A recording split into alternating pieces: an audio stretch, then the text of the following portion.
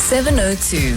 Live On the Prime Media Plus app. DSTV channel 856, 92.7 and 106 FM. Let's walk the talk.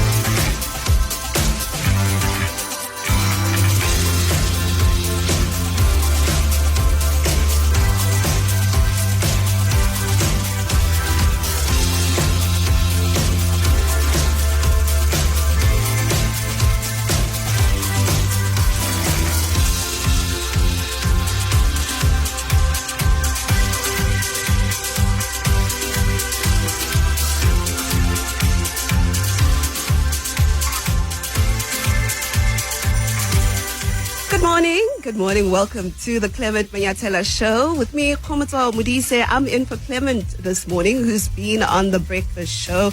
Welcome to the show and happy Friday. It is a Friday, and I hope that you had a fruitful week with lots of wins.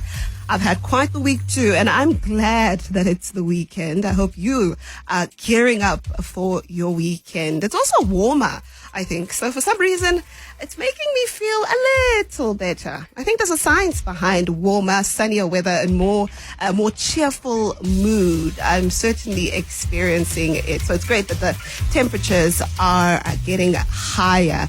How was your week? Have you experienced a good week? Have you been doing well this week? Have you been succeeding in your corner this week?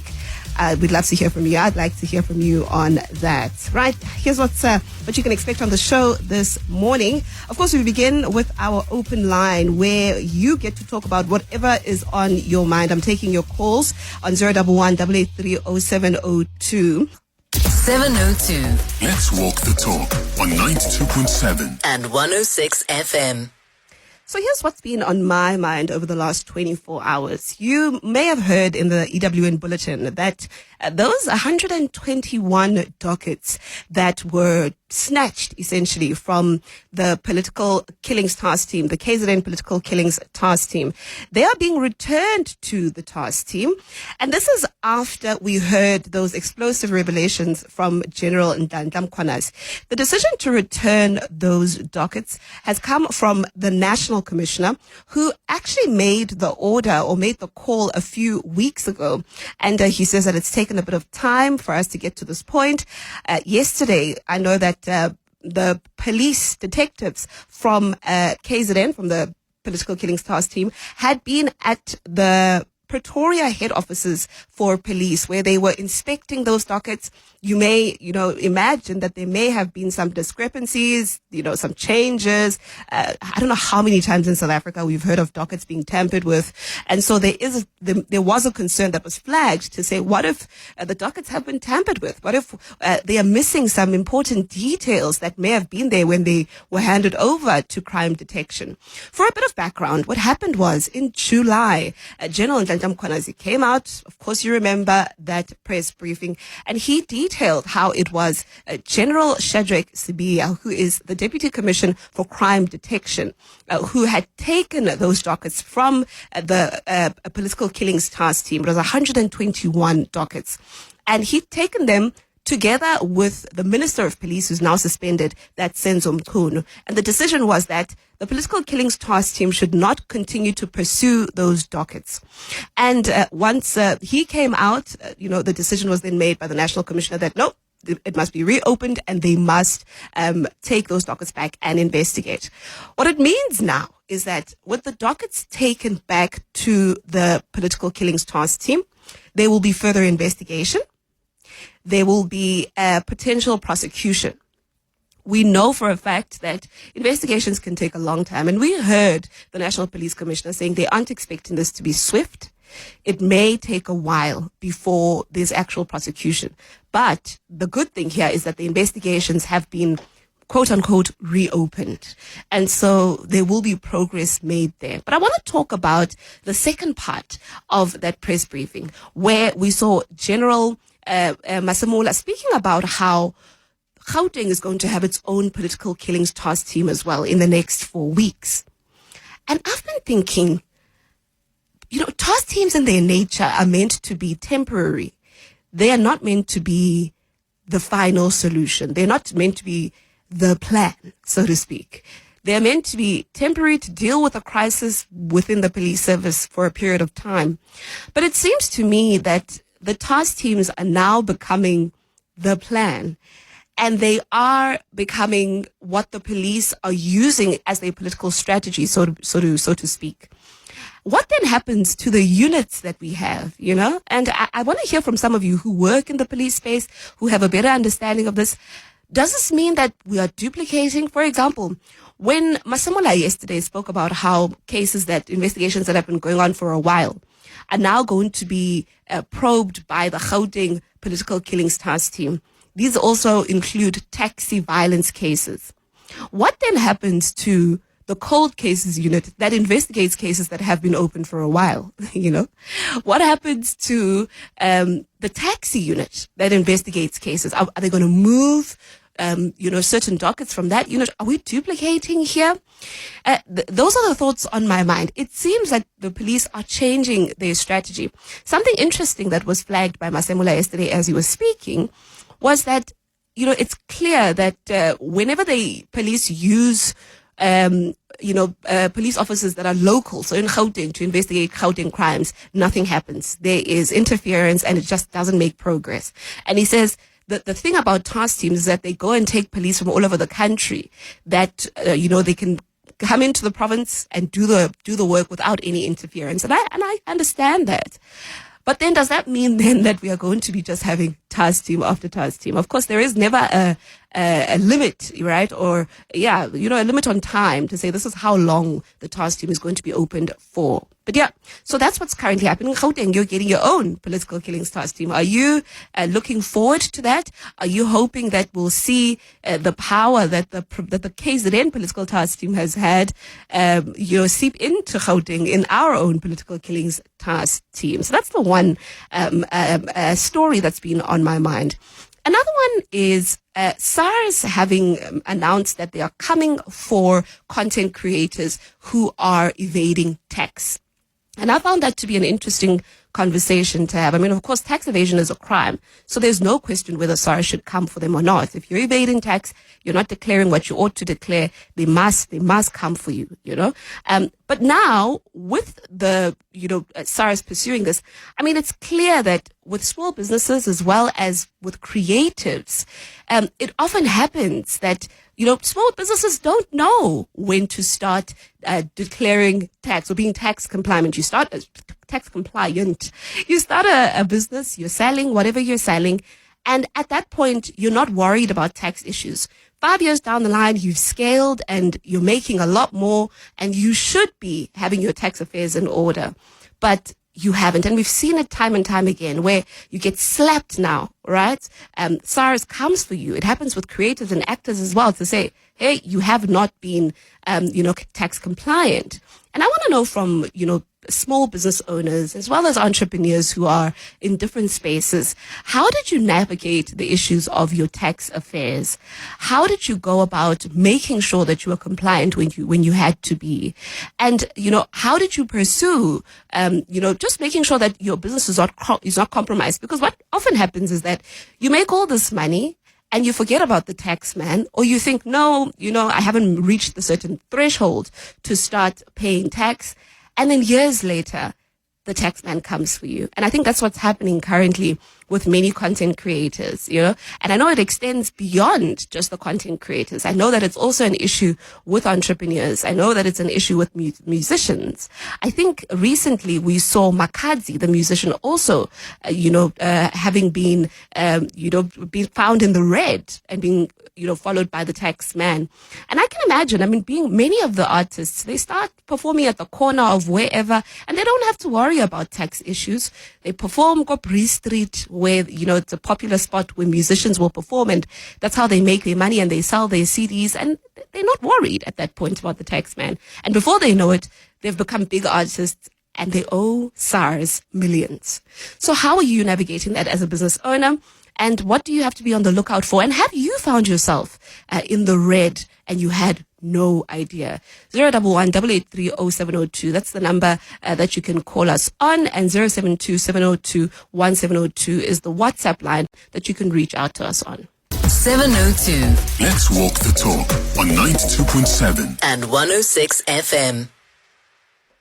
Welcome back. This is the Clement Manyathela Show with me, Kgomotso Modise. It's 9:22 right here on 702. Thank you so much for tuning in. All right, let's take some of your voice notes. I see some of you want to weigh in on being grateful for your finances. Very good morning, 702 and the team. Yeah, also Kgomotso. Myself, I'm grateful of the fact that I've been able to attain an appropriate fluidity in terms of finance, I'm now at the point whereby I've been able to sustain a solid budget, subsequent having struggled, for quite some years. Yeah, this is Maxwell in Q. Morning, 702, Manford from Midrand. It sounds more fishier than fishy. This Gauteng police task team, why are they establishing, or why do they want to establish it now? It looks like they are busy they will appoint people that are not generally strong for cases, or that they will appoint people that they know they will protect them, because realizing that the KZN team will smash them, so they want to counter that. Because why can't they wait and see how this task team does on those 100 and something files? Because now it's very fishy. Why didn't, if it is a genuine thing, why they didn't appoint it long ago? It looks like somebody is trying to cover up something. But anyway, yeah, thank you. Yeah. Listen, I mean, the skepticism that you're experiencing there in your voice note is one that I've heard it before. People saying, what's the rush now? I think what the police commissioner has been saying, Fanema Simola, has been speaking about how there is a need to boost the investigative muscle in Gauteng. You'll remember that it's the KZN political killings task team that was brought into Gauteng to support and help, Gauteng police with their investigations. It's the KZN political killings task team that investigated, and that resulted in the arrest of Kgomotso Modise for DJ Somebody and DJ Vintos's deaths. It is the same task team that helped with the investigation that resulted in the arrest of Vusmuzi Matala, his wife, and 3 others. And so I do see what the commissioner is saying about the need in Gauteng. The crime numbers in Gauteng, we know, are, absolutely insane. And so I can understand why there's a need in Gauteng. My only concern is, are we now just having task teams, and what happens to the units that we already have? And maybe it's a question for the commissioner himself, because he's speaking about how whenever we're in Gauteng, the police in Gauteng are going to be, interfering, and so the task teams help, because you fetch police from Kimberley, you fetch police from Mpumalanga, who have no interest in issues in Gauteng. But then Gauteng already has these units. It sounds like a duplication to me. Gauteng has the units already. I know we've got a taxi violence unit in Gauteng. The country has a cold cases unit as well.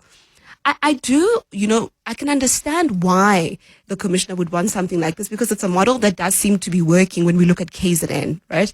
Their political killings task team has been exceptional. We're seeing now with the case with Cindy Somakaka making progress that it hadn't made in ages. So I can see why there would be an inclination to having this. But then does this mean this is a change in policing strategy? And maybe we should address the rotten potatoes in Gauteng. or in those provinces, and not parachute other police officers because we know we've got rotten potatoes locally and we can't do anything about it. I don't know.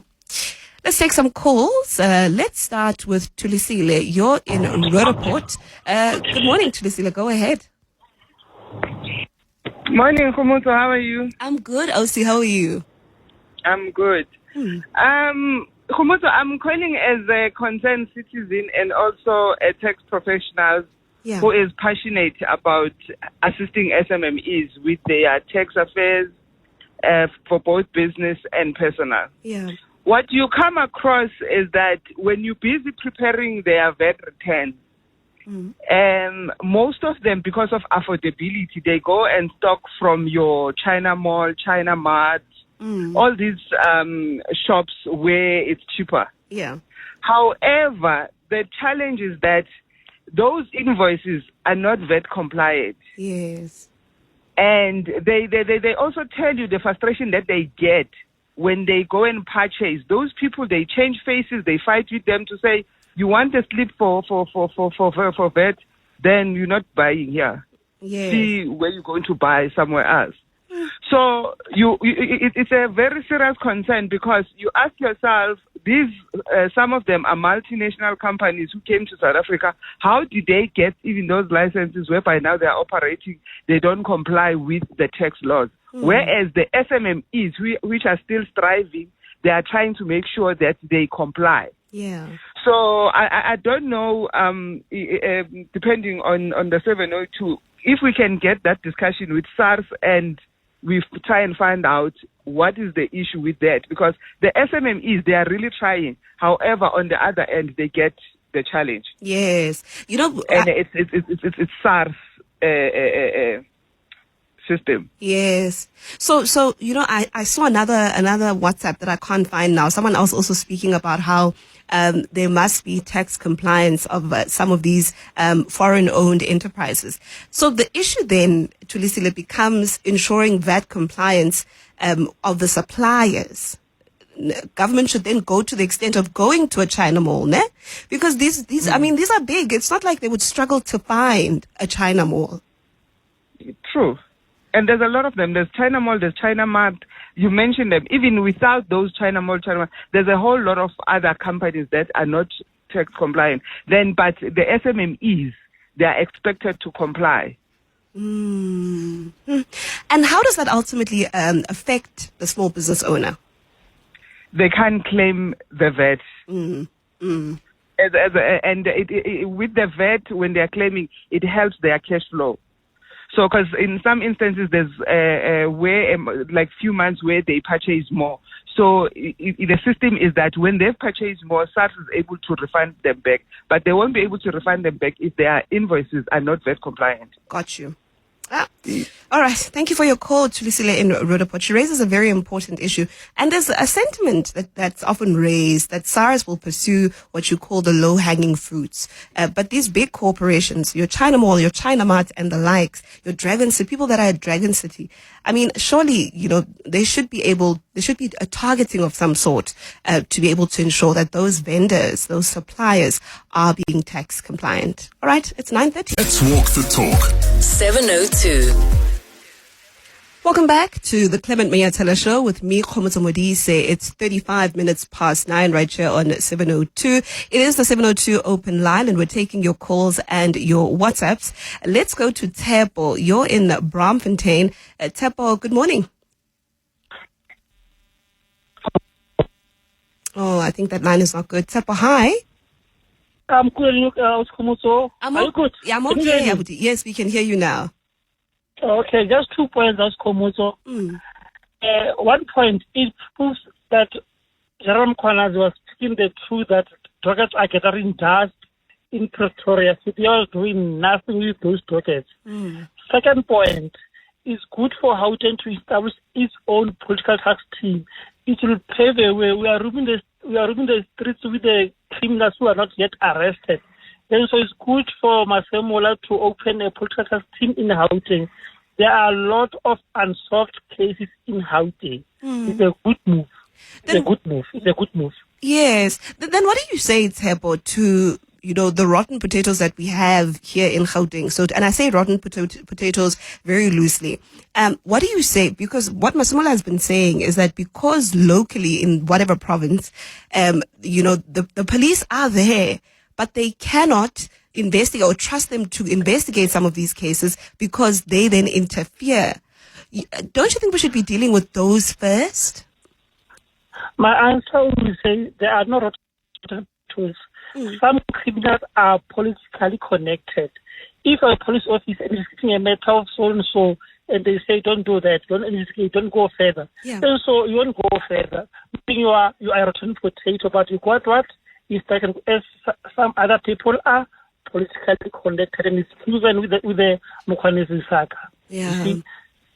It's a good move for it. Yeah, I did hear yesterday some journalists asking Masemola, how he will, ensure that that the Gauteng task team doesn't experience what the KZN one has, with the pushback really from those in power. And I think that's another concern that's been raised, hey?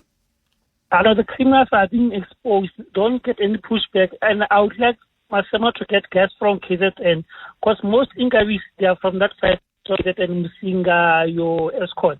Then so you must get officers from KZN to come and work here and arrest these criminals. All right. Abudis Hepo in Braamfontein, thank you so much for your call. Yeah, look, I have heard people saying, it's good. I mean, and that's because it's a model that looks like it works from KZN. It's a model that seemingly does, yield results. But I suppose then maybe police, there should be a communication that this is our new strategy, that now we are having task teams, and task teams are how we're going to address the issues of serious crimes. Yes, we're expecting it in the next 4 weeks. That's what General Masemola said. And he said they'll be fetching officers from all over the country to come in and support or basically make up that task team. Someone on the WhatsApp line saying, believe me, Kgomotso, they all know about SARS, but it's a pain to pay SARS. Hey, my brother, it's a bigger pain. It's a bigger pain when you actually have to pay and they are coming for you, because they will not let you go, I can tell you. So go through the pain of actually being compliant before it's too late. Someone else saying, hi, Kgomotso, why didn't the police commissioner first wait for the commission of inquiry to determine independently what happened to those dockets? And once they're found, then it can be decided what to do with them. By returning them now, it's tantamount to interfering with the upcoming commission's work. And that's Simon. I hear what you're saying. I actually would have thought that, work regarding that unit will be paused a bit.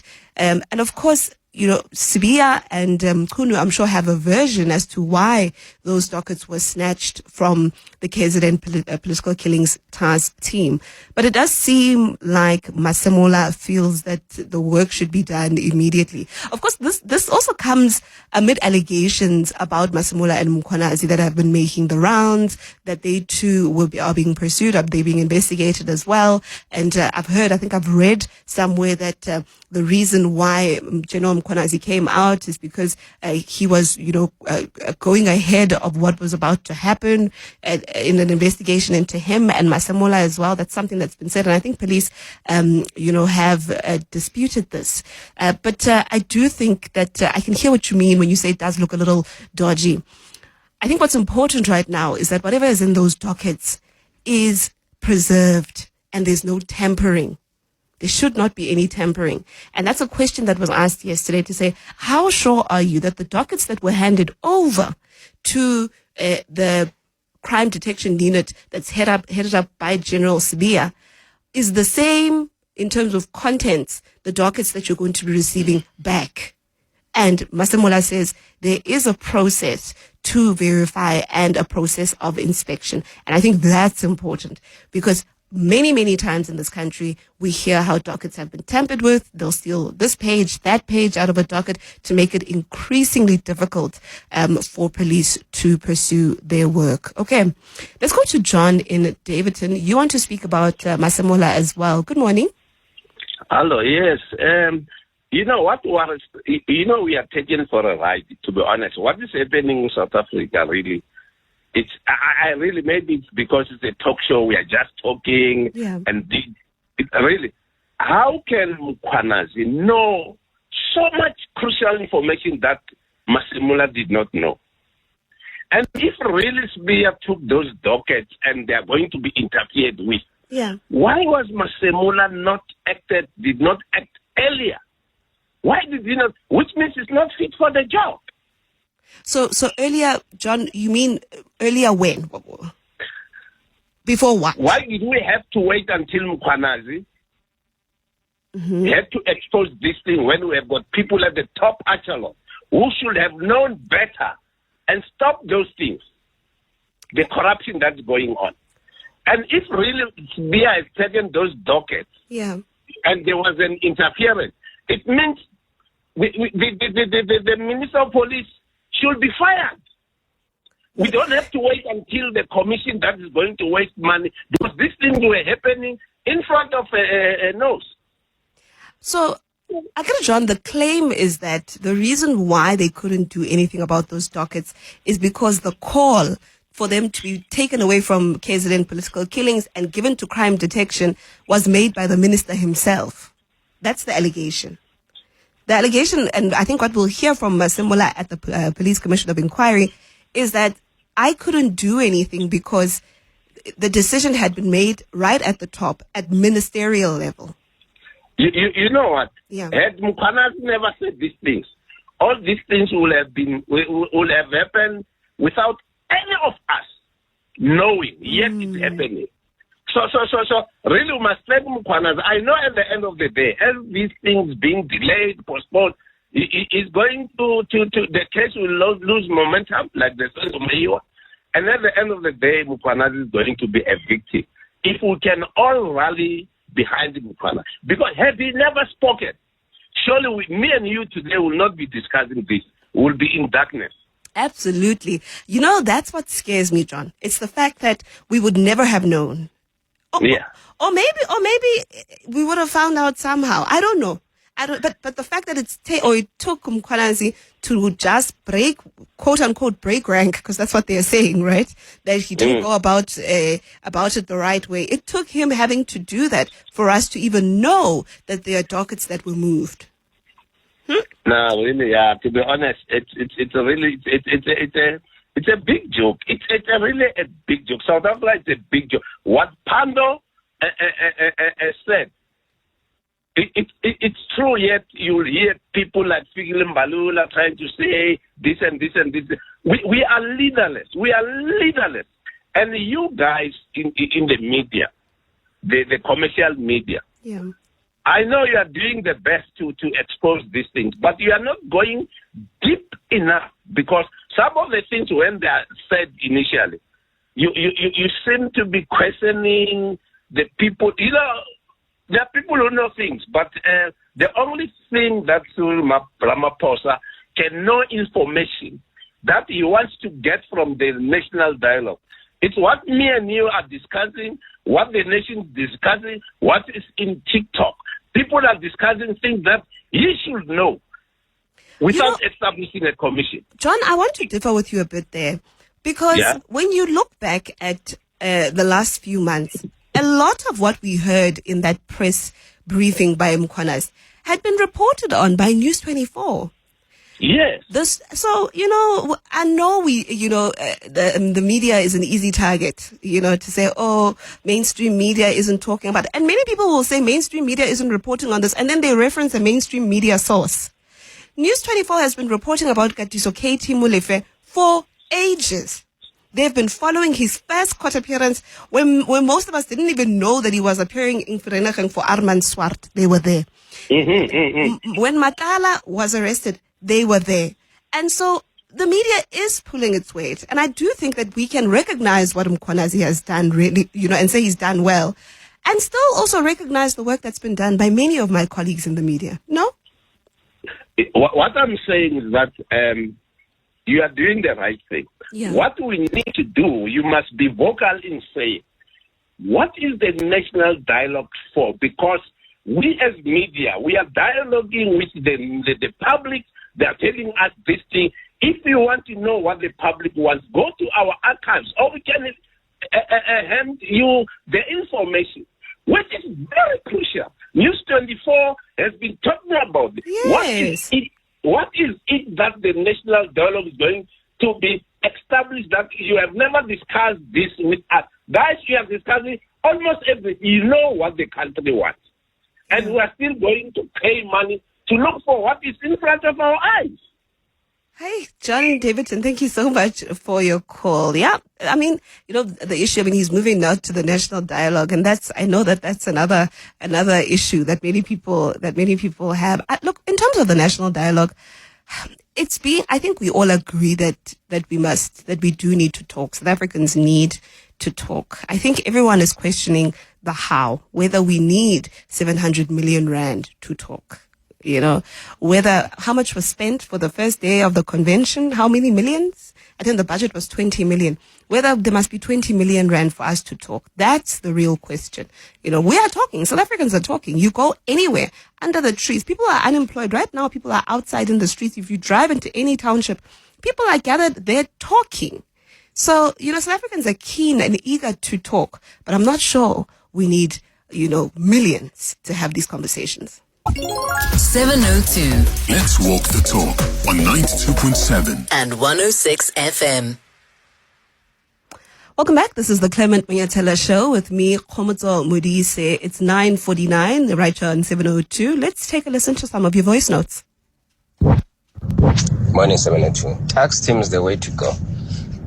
In fact, they must start in townships, in Mamelodi, Atlaviso, Shangube, Mabopani, to deal with these extortions, construction mafias, you name them. I think we're tired. You can't run your business. They need a share of something that they were not there when you built it. So we need them, because these blue overalls, they're their friends. They stay with them, they drink with them and all that. So hence they're doing nothing about it. Hi 72 lenders. Task teams. I'll use the word specialized units, because a task team is more like a temporary thing. But the specialized units, I think it's a good thing, because it gives you knowledge. If you start specializing on something, you're starting knowing exactly how the crime is committed. We used to have in Joburg, like your Brixton murder and robbery squad and all those during the apartheid. So if a policeman is giving a docket today is doing murder, today is doing that, he doesn't specialize. But if we have a specialized unit for child protection, specialized unit for political killings, a specialized unit for, commercial crime, then it gives police more knowledge. And the more you work on something, the more you gain experience on. Labor from Rodipot. Thank you.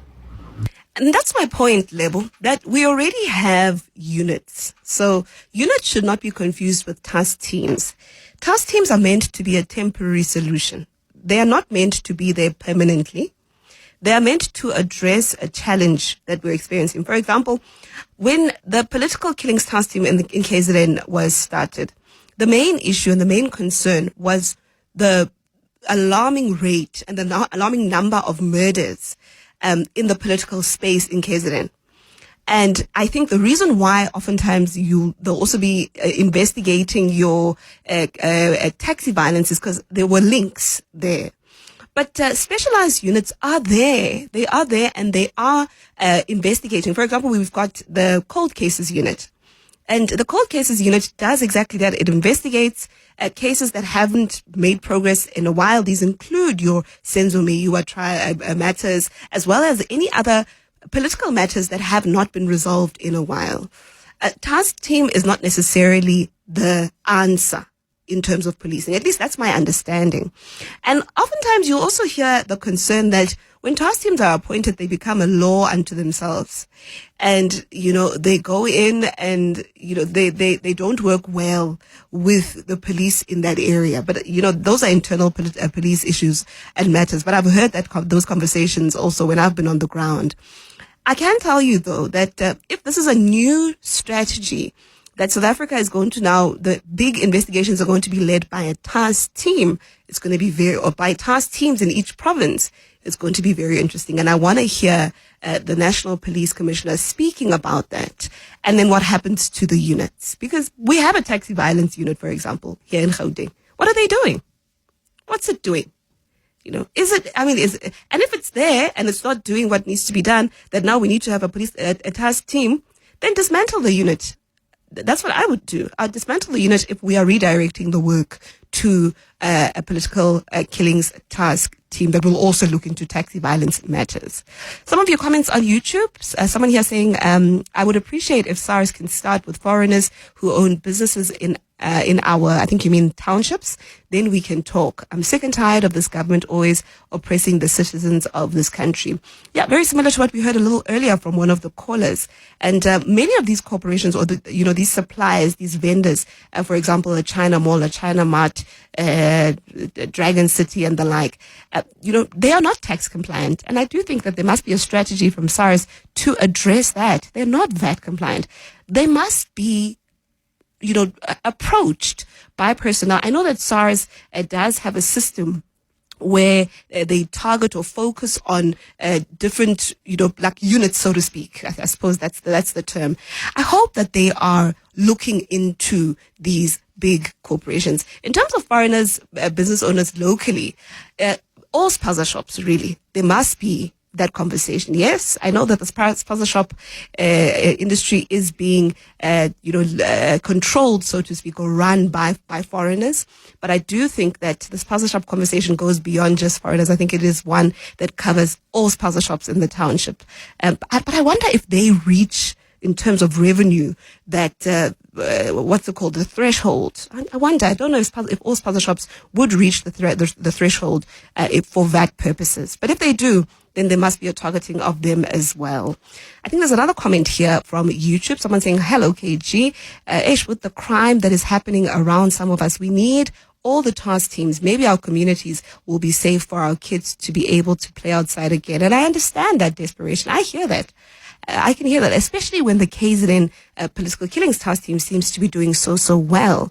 Then Gauteng people are saying, give us a task team as well. Maybe they can work and solve our crime situation. The question we need to be asking is, why are local police not solving the crime situation as they should? What's the point of having them there if we're going to have to be building task teams that are going to have to address the issues that they are there to address, especially the ones that are in units? Those are the ones that concern me. Your taxi violence unit, what's the problem?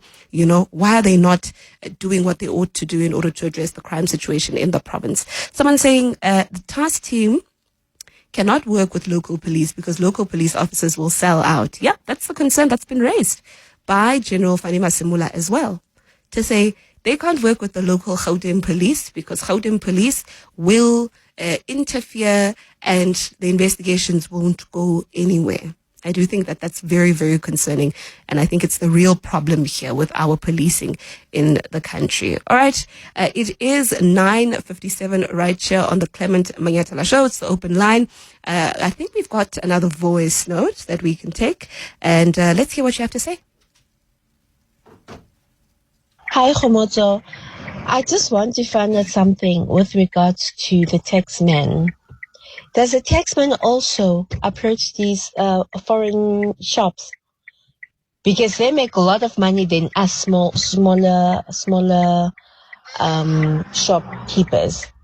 These people are making millions and they transport them to their countries.